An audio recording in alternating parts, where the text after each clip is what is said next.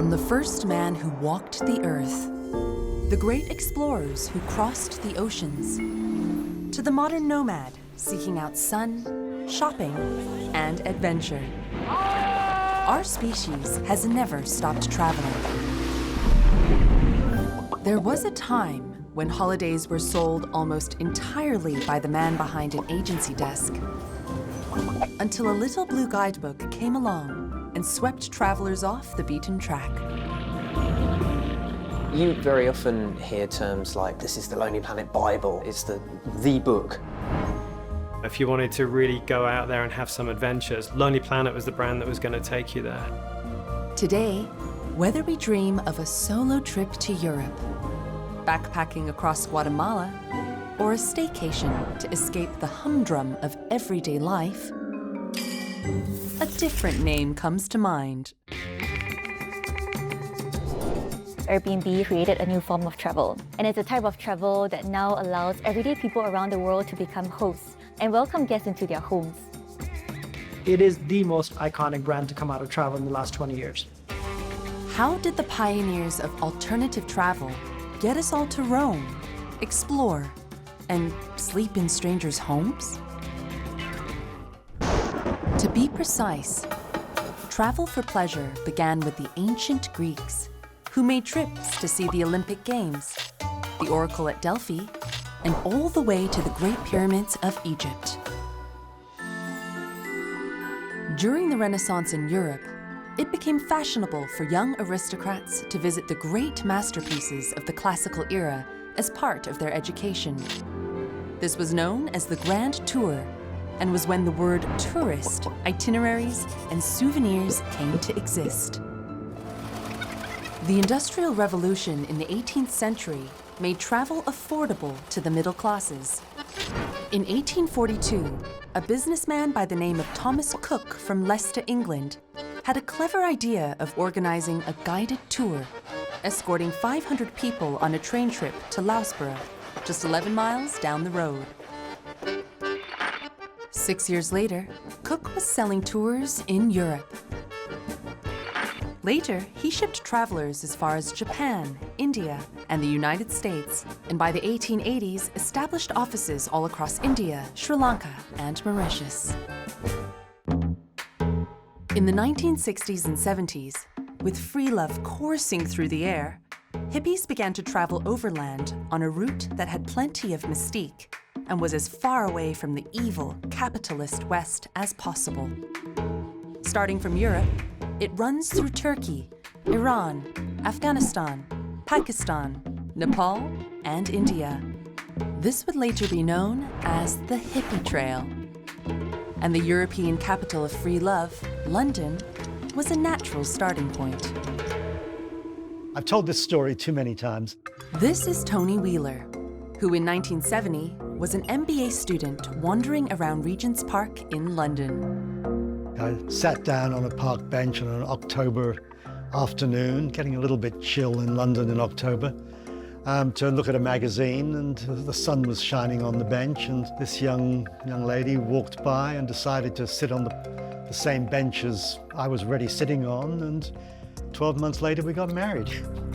Tony married 21-year-old Maureen, and the happy couple was looking for an adventure of a lifetime. In 1972, the Wheelers jumped on a mini traveler and left England heading east. The plan was to travel as far as the 65-pound van would carry them, and it did, all the way to Afghanistan, before they resold it and continued through Nepal, Southeast Asia, and finally to Australia.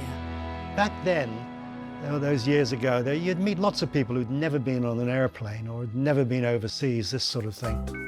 The internet obviously didn't exist. Mobile phones hadn't been invented. If you wanted to make a phone call in those days, you had to go to a phone office, and book it. And you'd say, oh, I want to phone someone in London. And they'd say, well, come back in 2 days. And you'd go back in 2 days' time, and you'd join a queue, and it would take you about 5 hours to get through.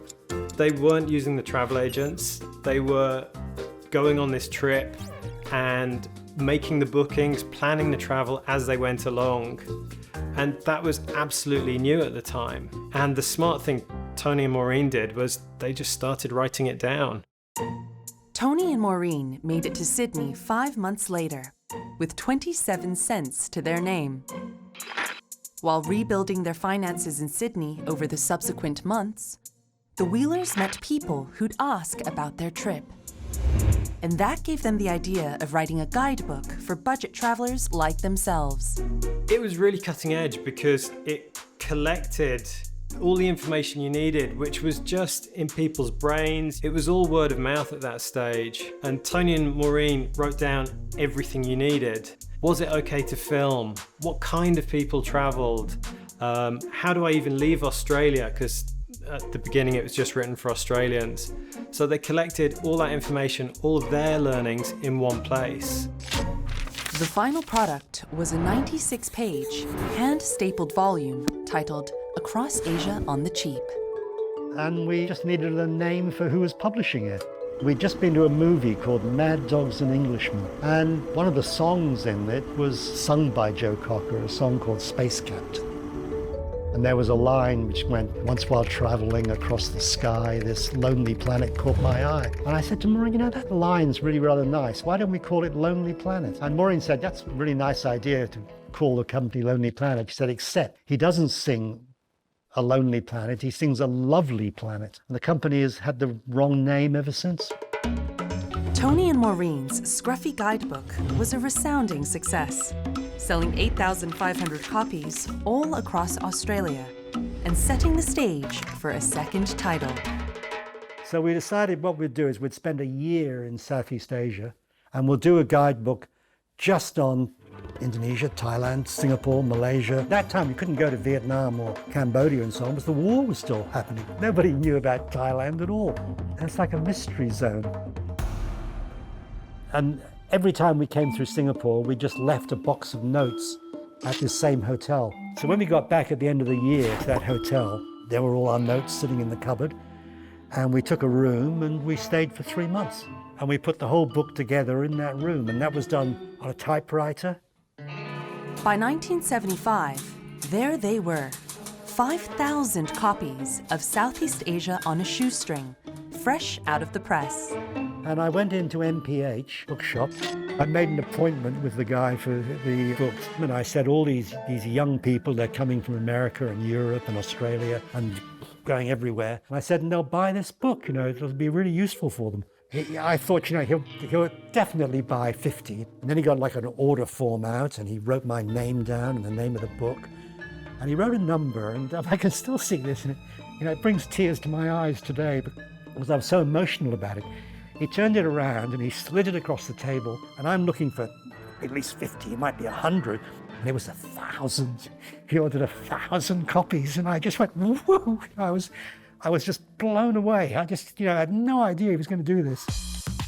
4 decades later, Lonely Planet would have sold 120 million guidebooks, changed how we travel, and paved the way for other startups in the alternative travel space, including a $130 billion home-sharing platform called Airbnb. Around 627 CE, a Chinese monk by the name of Xuanzang began a pilgrimage that took him along the Silk Route through what is today's Uzbekistan, Nepal, Bangladesh, and India. Marco Polo, arguably the most famous Western traveler, journeyed the same route in the 13th century. 700 years later, 6 English college students following in his footsteps embarked on an overland expedition from London to Singapore.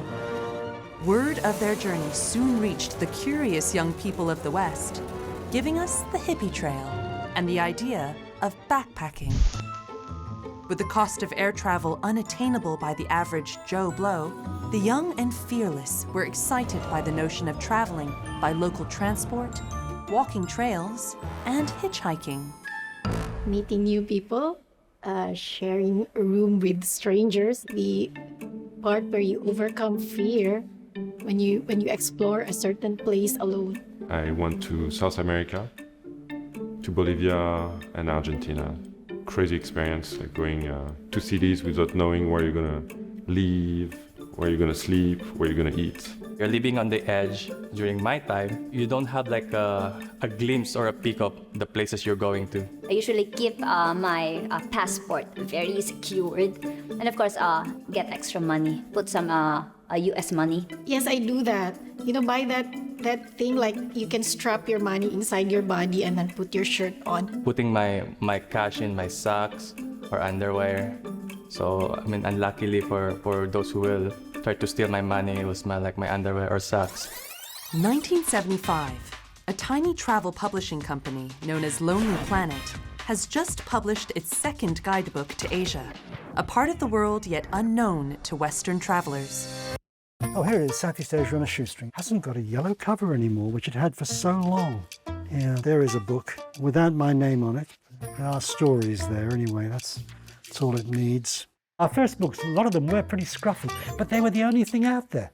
You know, if there was nothing else available, then you had the best book. And then before you knew it, you know, the publishers in New York and London woke up and thought, oh, Thailand.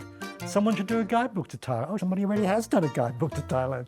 You know, it was, we were ahead of the curve.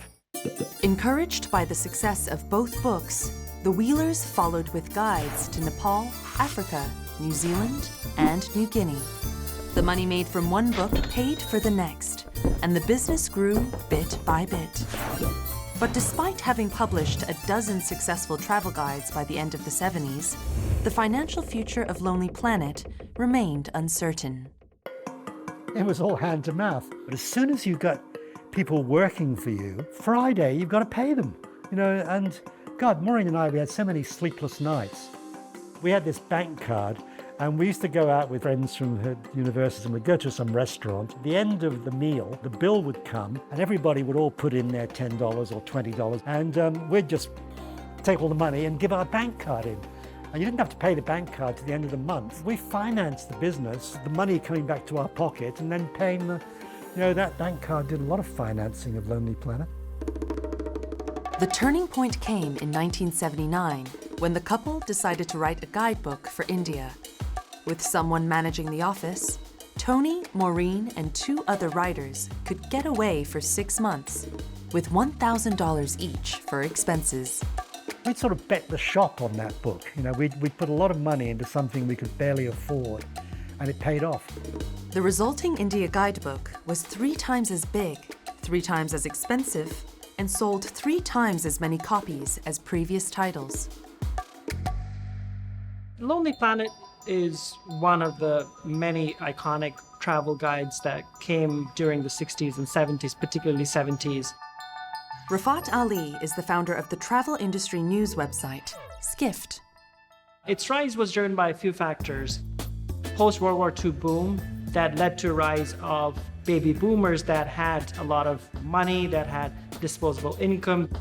The airport bus is already bringing passengers for Flight 801. So one of the other factors that obviously helped a lot is the air travel prices coming down. The deregulation happened in the US and European skies also opened up. So the cost of international travel came down quite a bit. Obviously, the Vietnam War happened that made people aware of their lives outside of their own Western bubbles.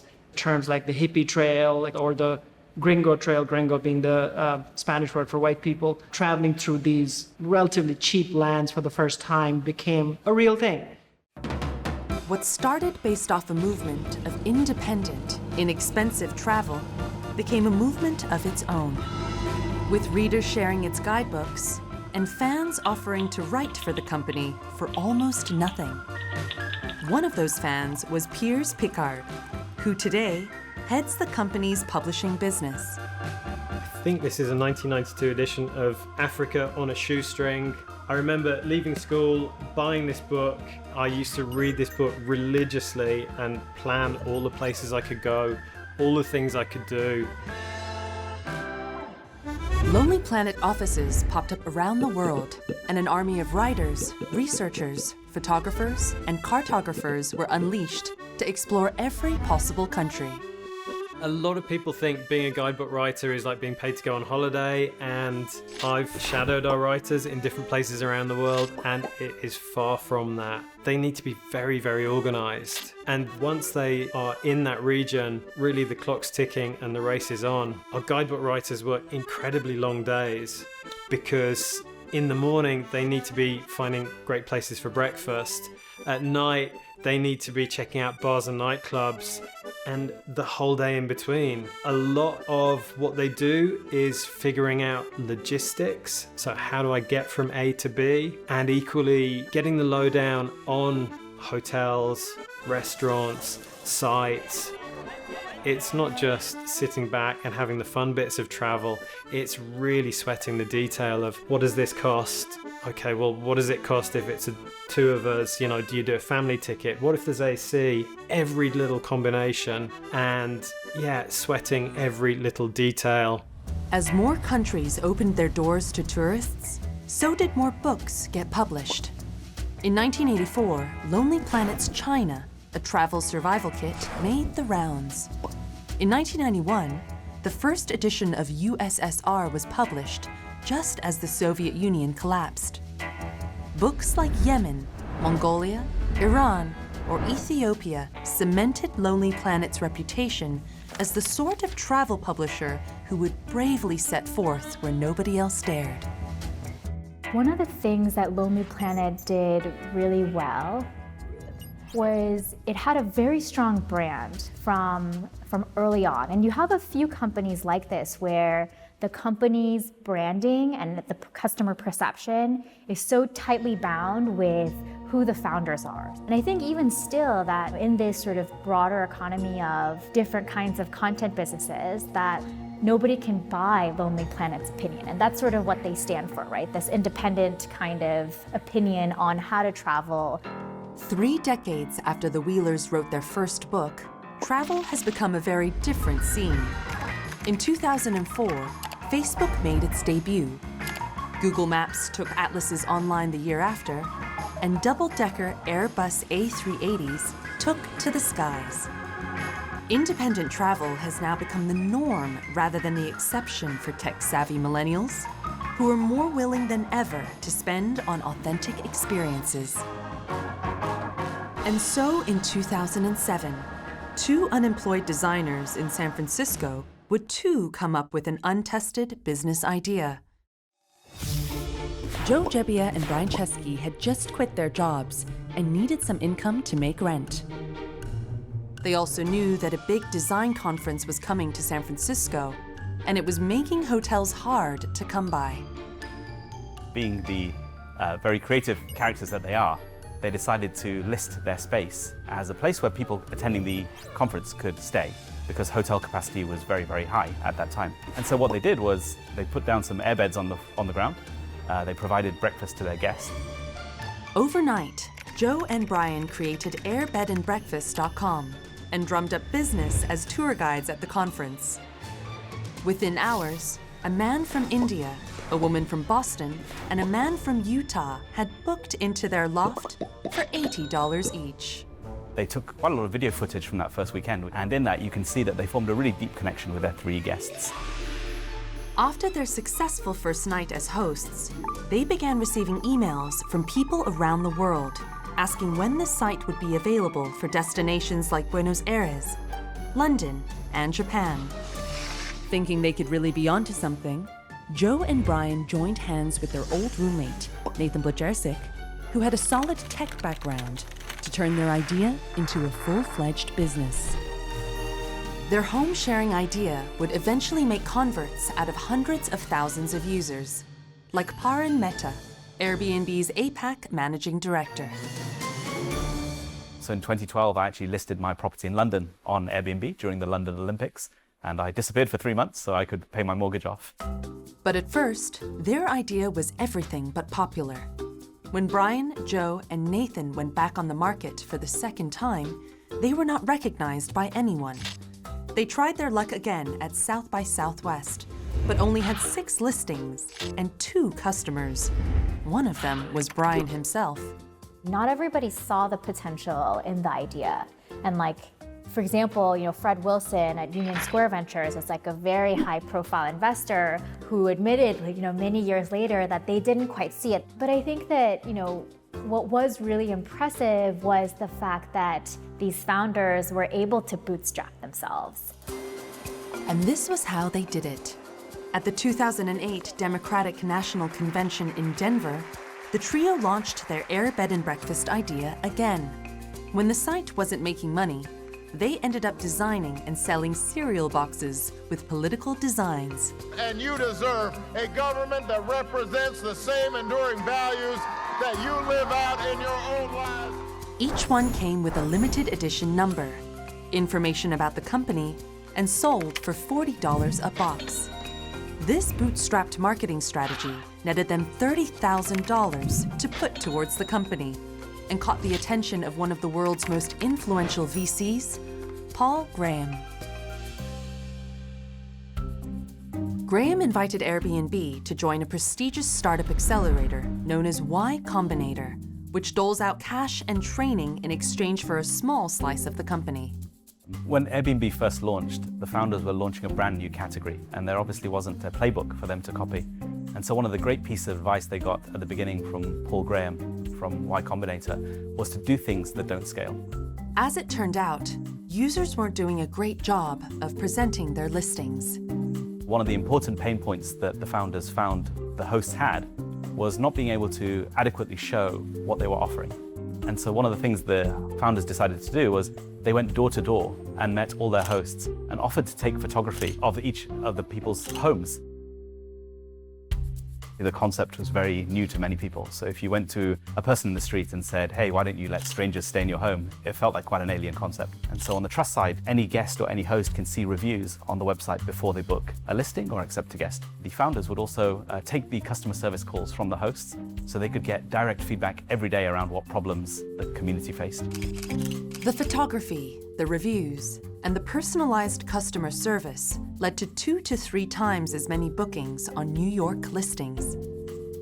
Growth followed in Paris, London, Vancouver, and Miami. Vacation rentals has been around for a long time. Initially, it used to be these antiquated sites that there was a listing, you had to call somebody, you had to probably pay through check, credit card. Couchsurfing, which was a non-profit, it was just a free site, really pioneered people staying in different people's places. Airbnb came in and used a few things. The larger thing is they cleaned up the whole act, if you will.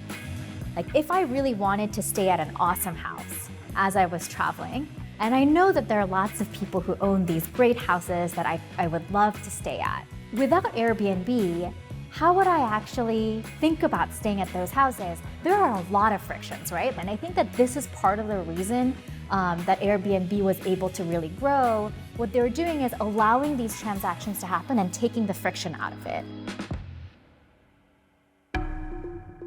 One of the reasons Airbnb gained momentum was also down to fortuitous timing. The collapse of Lehman Brothers set off a wave of panic on Wall Street. In 2008, people were hurting from a financial crisis, with job markets crashing just as quickly as the stock and housing market. Desperate to make extra income, people flooded to the platform when they realized that it worked. In March of 2009, the founders decided to change the company's name to Airbnb, dropping the association with the air mattress. Within a month, they got a seed investment by Sequoia Capital of $600,000. What followed was a period of exponential growth. Chesky famously lived exclusively in Airbnbs for a few months in 2010, when their employees crowded out the bedroom space left in their apartment. By 2010, Airbnb had a full-blown photography program. Hosts could automatically schedule a professional photographer to come and photograph their space.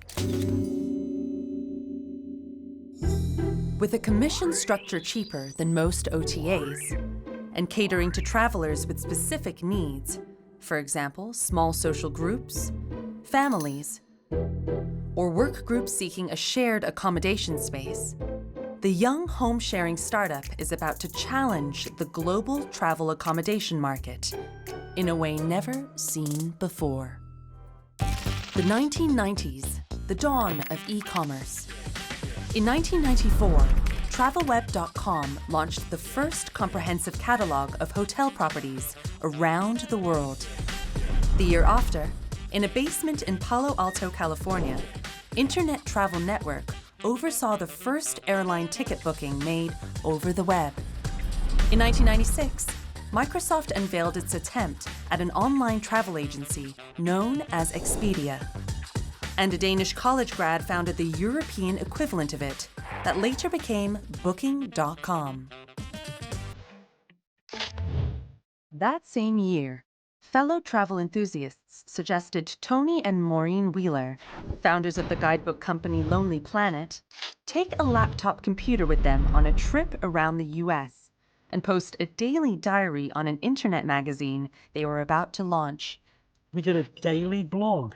And the word blog hadn't been invented. You know, the word blog didn't come along for another 10 or 15 years. Hewlett-Packard got involved with this as well. And they gave us this little laptop. It's the smallest laptop I'd ever seen. The internet hardly worked. You couldn't send emails very easily. The Wheelers road trip in 1996, I think it had its limitations from a technical perspective, but it was successful enough to make them realise, and I think people within Lonely Planet realise, that investing in online technologies as they were emerging was a sensible thing to do. There's always been a lot of restless energy around Lonely Planet and technology. What can be done?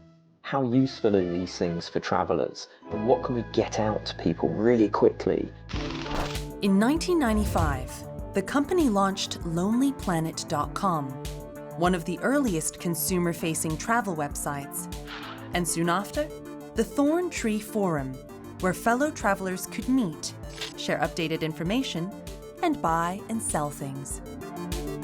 The team that put the first Lonely Planet website together is of a team of really smart people who are driving pretty much the cutting edge of technology, establishing products that they thought could be useful for travellers, getting them out onto the market, trying to make the site as good as it can possibly be, immediately not really in competition with other guidebook publishers, but in competition with other big internet brands.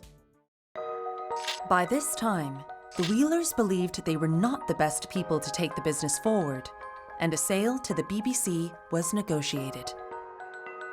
We were getting older. It wasn't going to be handed on from us to our children. Everything was moving more digital. And if you're not going to be right up at the front edge, you're not going to be anywhere, it seems to me. So we wanted to sell it to somebody who was going to do a good job with it. So the BBC came to us and said, look, why don't we do travel with Lonely Planet? You know, and it sounded great. And we sold it to them, and away you go. The only trouble was the BBC periodically goes through things where the government gets worried about how politicized they are. So instead of jumping into doing things, they sort of pulled back from doing things. In 2013, ownership changed hands again to the US-based NC2 Media. At the same time, the publishing business was facing a monumental challenge, with experts questioning whether the physical guidebook was becoming a thing of the past. 2005 to 2006 was like the peak of travel guide sales worldwide. What happened was obviously the global financial crisis hit in 2008. People stopped traveling. Internet really came into people's lives. And when people started traveling again after that, Google and other sources became the primary source. So Lonely Planet's digital destiny is not unique in the sense that travel media, all of them pretty much missed the digital leap. The problem with internet is volume matters, consistency matters. You can only make a business if somebody comes to your site multiple times a month. Guess what? Most people travel only once, thrice, if you're lucky 4 times a year. For me to land on a Lonely Planet website 3 to 4 times a year, aggregated across a big pool of people, competing against everybody else on the web, makes it very hard for any of these publishers to make a consistent business. What did catch on the internet at the time was a different iteration on alternative travel. In 2011, 4 years after their first air mattress idea, Brian, Joe, and Nathan's home-sharing digital startup, Airbnb, was now present in over 89 countries, with 1 million nights booked on the platform. That year, it won an award for the best breakout mobile app in South by Southwest and became a unicorn startup with a valuation of $1 billion. But on June 22nd, just 3 days after this funding, an Airbnb user's home was ransacked. Other hosts also complained of guests being unruly, throwing unauthorized parties. The episode prompted the question of how Airbnb would protect its guests and hosts from harm with little to no control over the behavior of either party. At the front line of building these safeguards is Head of Public Policy, Mish Go. Do a whole range of things. We rely on the latest technology and machine learning to assess for any potential risks related to any reservation. The types of things that this will cover is supporting hosts if there's excessive noise or a really big party, smoking in a non-smoking. We prepare our hosts through safety workshops. We ensure safe payments through our platform. And finally, also, we use a pretty innovative and new two-sided review system that focuses on host reviews and guest reviews. In the unfortunate event that something happens during a stay, we have customer service teams and trust and safety teams who operate 24/7 around the clock in multiple different languages to help guests with rebooking, with reimbursements, and to make sure that they have a positive experience coming off the platform. In May of 2012, Airbnb partnered with Lloyd's of London to cover every booking with up to $1 million in property damage protection, and another $1 million host protection insurance to cover a host's legal responsibility to a guest or third party that gets hurt. Both features have now become some of the company's greatest assets. For the longest time, the hotel industry did not see Airbnb as a threat. Their rationale? Airbnb served an entirely different market. But as the company grew to become a formidable competitor, the US Hotel and Lodging Associations reacted, lobbying for regulations and taxes to be imposed on home sharing. Commercial operators who take thousands of units off the market that should be going to permanent New York residents and turn them into rooms for tourists who are here 1 or 2 nights, that has to end. Unless you regulate these commercial Airbnbs, we're going to continue to lose thousands of units of housing to this industry. In 2014, New York threatened to ban Airbnb and short-term rentals and fine every host. In 2015, a citizen-led ballot initiative tried to limit Airbnb rentals in its own hometown, San Francisco. Many city laws made it illegal to rent out your unit without being present for less than 30 days. I think especially in terms of city governments taking different stances, it's not that dissimilar to how the taxi industry has reacted to the rise of ride-sharing services like Uber and Lyft. I think these transitions with any sort of new technology that inspires market-level change is really difficult because that transition period is going to be a painful one. In spite of the regulatory headaches, the company tried to act on its Belong Anywhere promise. There are things we've done that have had a negative impact on cities, and we need to confront that, and that's something we as a tech industry need to do. It started collecting hotel taxes and remitting them to some cities. It's also pledged to give cities some of its data as part of its Community Impact Promise. The City Portal is the first of its kind collaborative tool that connects Airbnb with local tourism organizations as well as local governments. And what this does is it provides these organizations with a lot of access to both tools and data about Airbnb's presence in their local community. Another tool that we've launched recently is the Neighborhood Support Line, which essentially lets anybody who has an issue with an Airbnb listing call to a rapid response hotline that is available 24/7 and report the issue. We've partnered with over 100 tourism organizations and destination marketing organizations to rebuild tourism globally. I've traveled all around the world, and I've learned that what stays with me the most are the people I connect with along the way. One such partnership was with the Singapore Tourism Board, where we co-partnered with them to co-develop and to promote local experiences that were led by passionate individuals to a global audience. Can you start a movement where kindness becomes the new extremism? Recently, we conducted a survey in the Philippines where we found that over 60% of our hosts relied on their hosting income to make ends meet. And also we found that over 1/3 of our hosts shared local recommendations to restaurants, to local businesses and to local shops with their guests, thereby making sure that the benefits of tourism stayed within local communities. In 2016, Airbnb made up nearly 3% of all traditional hotel demand. Research also revealed that users did not opt to go back to booking hotel rooms after living in an Airbnb once. It also opened European offices in Germany, London, Paris, Barcelona, and Milan, and is looking to the Asia-Pacific market. So in the very early days of Airbnb, regions like APAC and Europe grew almost organically because many US guests were traveling to those regions. But beyond a certain point, we wanted to see what we could do to accelerate growth even further. Beyond that, we've also started to localize the product, and we've also taken care of specific nuances in each country. We know that in many cultures across Asia, the guest is known as God in India, or in Japan there's the concept of omotenashi, which is bringing people into a unique type of hospitality. And so a lot of what we've done across Asia is really try to tap in those historical and cultural nuances around hospitality and trying to make it acceptable for hosts to welcome guests into their home. Today, I'm excited to announce that we are introducing Airbnb Plus. These are beautiful homes from exceptional hosts, and every single one of them are verified for quality. Since 2016, Airbnb has been expanding its services, launching Airbnb Plus, a premium tier of homes, experiences, or one-of-a-kind activities hosted by locals, and exotic stays with luxury retreats. As of 2018, its yearly revenue was $3.6 billion, with over 36 offices worldwide.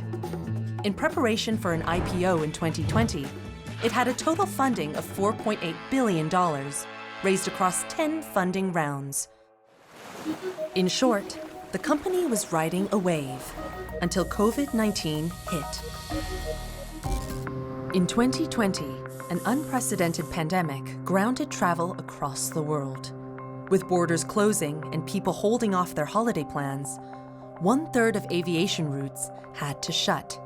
The UN estimates a loss of more than $4 trillion to the global GDP as tourism activity slumps.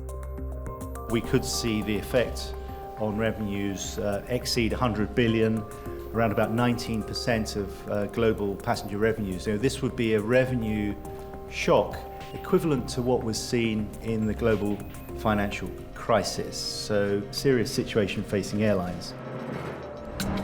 The pandemic forced the iconic guidebook giant Lonely Planet to further downsize, closing its Melbourne and London offices.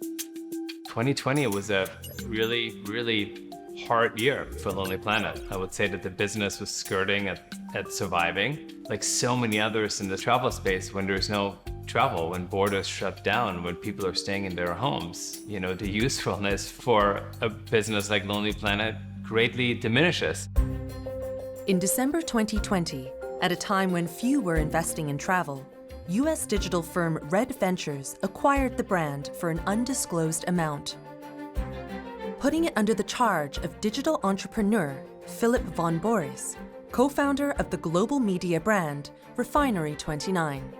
When I first heard about the opportunity that we could potentially acquire Lonely Planet, I think my eyes just lit up. My personal history and affinity for Lonely Planet runs so deep that to imagine myself being in this seat now, reimagining this iconic brand, in this moment of time, you know, it's a dream come true. With new sites like TripAdvisor, Yelp, and Culture Trip all offering travel recommendations, Lonely Planet has fallen behind in the digital game. It would be up to its new leadership to find a way to flourish in tough market conditions of a post-pandemic world. We signed ourselves up for a mission of taking Lonely Planet into the digital age. There's great content. We just have to pull it all together in such a way that it's really easy for you to discover all the right information at your fingertips. Hundreds of guidebooks in your back pocket, ready for you to discover the world with. One thing that we're currently pioneering is a partnership in health. We're realizing that COVID has made it so that you navigating the world safely and in a really expert fashion and knowing the rules and regulations from country to country and from place to place is of the most significance when planning your trip. So in this day and age, we have to rise to the occasion to make sure that when you get to Lonely Planet's Thailand page, you know exactly what it takes to enter Thailand. Long term for us in terms of the changing of the business model, we really want to make sure that as you come to Lonely Planet and there's an amazing recommendation for you to, book an experience or, stay at a hotel, that is also seamless. That there is an easy transition from you seeing something that we recommend that you can trust, with you also being able to book that on the platform. That to us is probably, the big part of the long-term vision here. Although social media and the wisdom of the masses have become the prime source for many people's travel information needs, the new Lonely Planet team believes there's still a huge market for trusted guidance and expert advice. There's an amazing amount of information on the internet, but the value of someone going somewhere, doing something, having those experiences, and then telling you about it in a friendly voice, that can't be replaced. And that is what we've been doing since 1973. We've been the traveller who's been there before you, who's experienced it, who's asked all the right questions, met the right people, and they're going to give you that very personal advice. And if you follow their advice, you're going to have surprises. Your trip's going to go in strange directions you weren't expecting.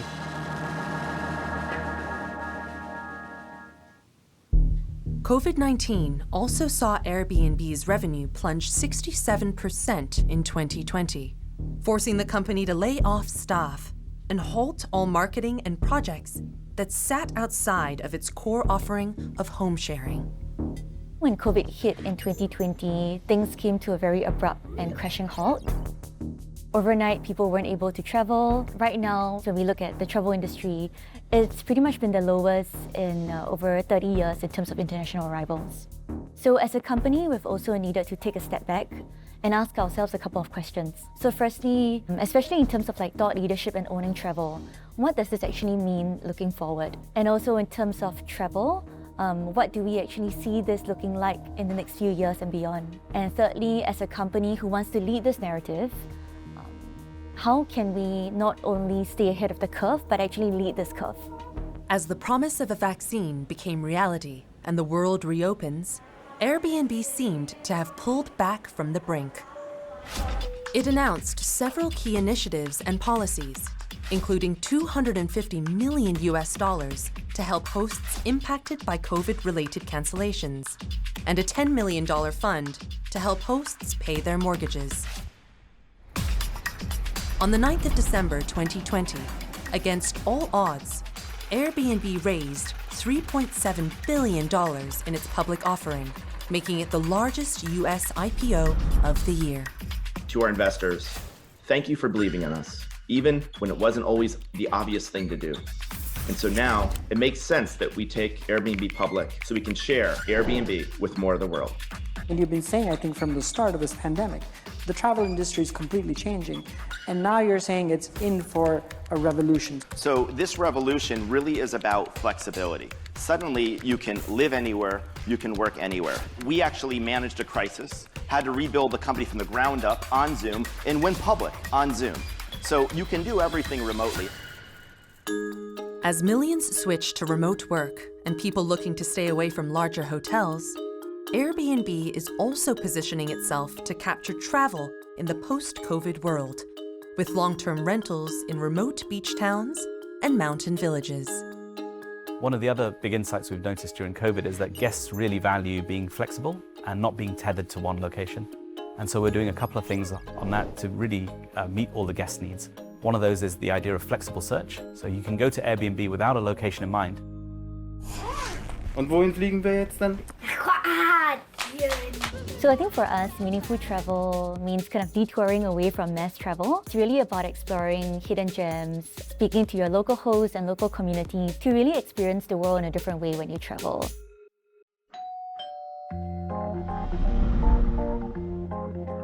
In 2020, Airbnb launched Online Experiences, its fastest growing product ever. In May 2021, it announced its largest makeover with more than 100 new features that promise to streamline the process for guests and hosts. I've heard from many of you around the world. I know how uncertain and challenging it is.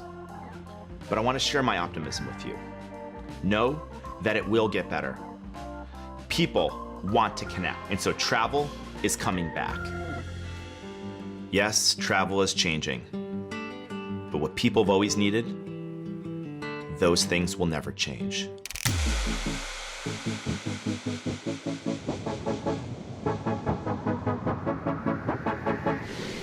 A global pandemic the scale of COVID-19 is a once-in-a-generation test for entrepreneurs. But great entrepreneurs don't just thrive in good times. They learn, adapt, and come back fighting in bad ones too.